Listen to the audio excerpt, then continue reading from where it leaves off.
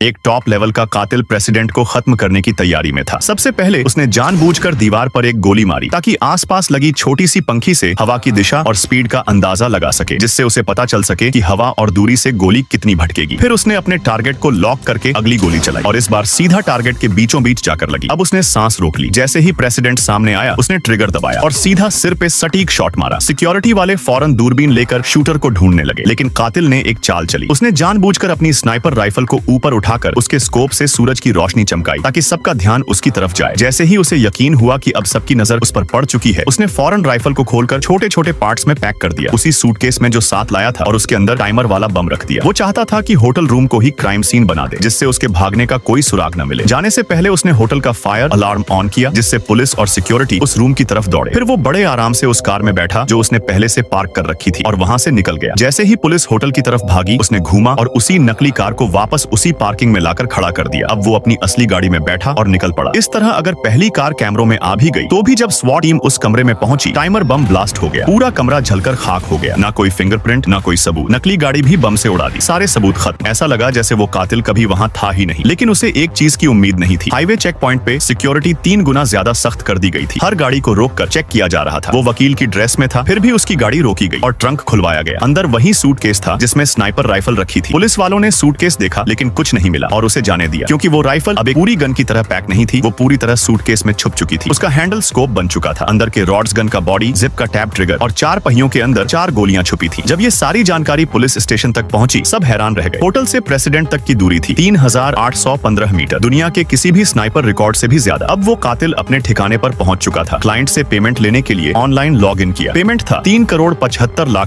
लेकिन काफी देर तक इंतजार करने के बाद उसे सिर्फ एक मैसेज मिला।